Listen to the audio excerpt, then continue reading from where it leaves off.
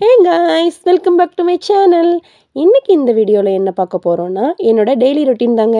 அப்புறமா பர்ஃபெக்டான வெண்பொங்கல் எப்படி ப்ரிப்பேர் பண்ணலாம் அப்படிங்கிறதையும், நான் ப்ரிப்பேர் பண்ண 1/4 கிலோ ப்ரௌனி ரெசிபி பற்றியும் தாங்க இந்த வீடியோவில் பார்க்க போகிறோம். வாங்க வீடியோக்குள்ளே போகலாம்.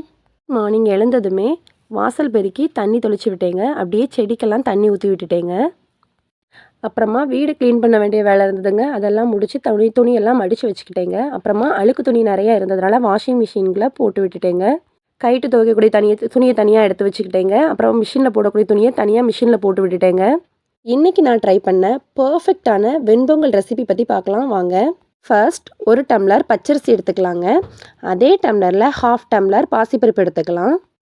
ரெண்டையும் மிதமான சூட்டில் ரோஸ்ட் பண்ணி எடுத்துக்கலாங்க. பருப்போட ஸ்மெல் வர வரைக்கும் நம்ம லைட்டாக ரோஸ்ட் பண்ணிக்கலாம்.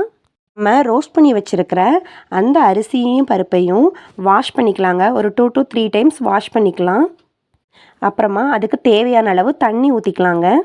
நான் இன்றைக்கி 1 கிளாஸ் அரிசி 1/2 கிளாஸ் பாசிப்பருப்புக்கு 4.5 கிளாஸ் தண்ணி சேர்த்துருக்கேங்க.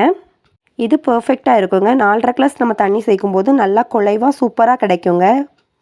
தண்ணி சேர்த்ததுக்கப்புறமா ஒரு பச்சை மிளகாவை குட்டி குட்டியாக சாப் பண்ணி சேர்த்துக்கலாங்க.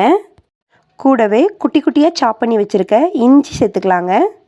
கொஞ்சமாக காயப்பொடி சேர்த்துக்கோங்க. தேவையான அளவு உப்பு சேர்த்துக்கோங்க. நிறைய பேர் மஞ்சள் சேர்ப்பாங்க. ஆனால் எனக்கு மஞ்சள் தூள் போட பிடிக்காது. நான் சேர்க்க மாட்டேன். உங்களுக்கு தேவைன்னா நீங்கள் சேர்த்துக்கோங்க. விசில் போட்டு குக்கரை மூடிடலாங்க. 2 விசில் வர வரைக்கும் விட்டுலாங்க. 2 விசில் வந்ததுக்கப்புறமா அடுப்பை ஆஃப் பண்ணிக்கோங்க. ஏர் ரிலீஸ் ஆகிற வரைக்கும் அப்படியே வச்சிடலாங்க. ஏர் ரிலீஸ் ஆனதுக்கப்புறம் பார்த்தா சூப்பராக வந்திருக்குங்க. குலைவாக சூப்பராக வந்திருக்குங்க. இப்போ நம்ம இந்த பொங்கலை தாளித்து விட்டுறலாங்க.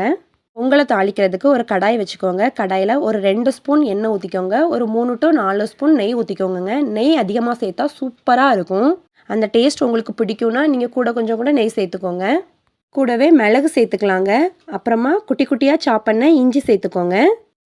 கொஞ்சமாக சீரகம் சேர்த்துக்கலாங்க.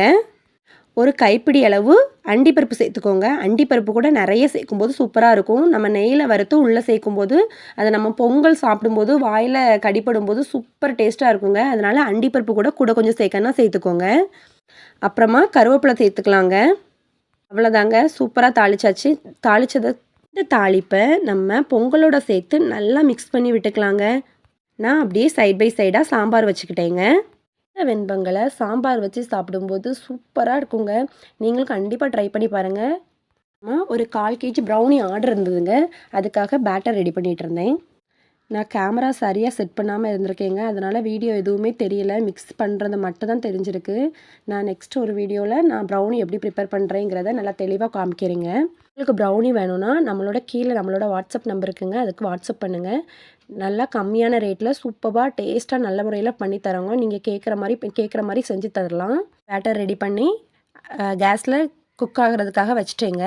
அப்புறமா ப்ரௌனிக்கு யூஸ் பண்ண திங்ஸ் எல்லாமே அப்படியே இருந்தது. அதோட இடத்துல அப்படியே அரேஞ்ச் பண்ணி நீட்டாக எடுத்து வச்சுக்கிட்டேங்க. வெசல் வாஷிங் தாங்க. பாத்திரம் எல்லாமே அழுக்காயிடுச்சு. பேக் பண்ணுறதுக்கு நிறைய திங்ஸ் யூஸ் பண்ணதுனால எல்லாமே அது அழுக்காக இருந்துச்சு. அது எல்லாத்தையுமே நல்லா வாஷ் பண்ணி தண்ணி வடிகிறதுக்காக எடுத்து வச்சுக்கிட்டேங்க. 25 to 30 மினிட்ஸ்க்குள்ளே ப்ரௌனி சூப்பராக ரெடி ஆகிடுச்சிங்க. பாருங்கள் எவ்வளோ அழகாக பர்ஃபெக்டாக வந்திருக்குன்னு சொல்லிட்டு. டேஸ்ட் கூட ரொம்பவே நல்லா இருக்குங்க. கம்ப்ளீட்டாக அப்படியே கூல் பண்ண விட்டுட்டேங்க ப்ரௌனி. அதுக்கப்புறமா பேக் பண்ணி இன்றைக்கி கொரியர் சென்ட் பண்ணியாச்சுங்க. ஆர்டர் கூட சேர்த்து வீட்டுக்கும் ஒரு 1/4 kg ப்ரௌனி ரெடி பண்ணிக்கிட்டோங்க. செம்மையாக இருந்ததுனால பசங்க நல்லா விரும்பி சாப்பிட்டாங்க. ப்ரௌனி பேட்டர் நம்ம ரெடி பண்ணிகிட்டு இருக்கீங்க போதே செம்ம டெம்டிங்காக இருக்குங்க. எப்போ குக்காகும் எப்போ சாப்பிட்லான் இருக்குங்க. அவ்வளோ டேஸ்ட்டாக இருக்கும். உங்களுக்கும் ப்ரௌனி வேணும்னா நம்மளோட வாட்ஸ்அப் நம்பருக்கு வாட்ஸ்அப் பண்ணுங்கள். கம்மியான ப்ரைஸில் பர்ஃபெக்டாக உங்களுக்கு பண்ணி கொடுக்கலாங்க.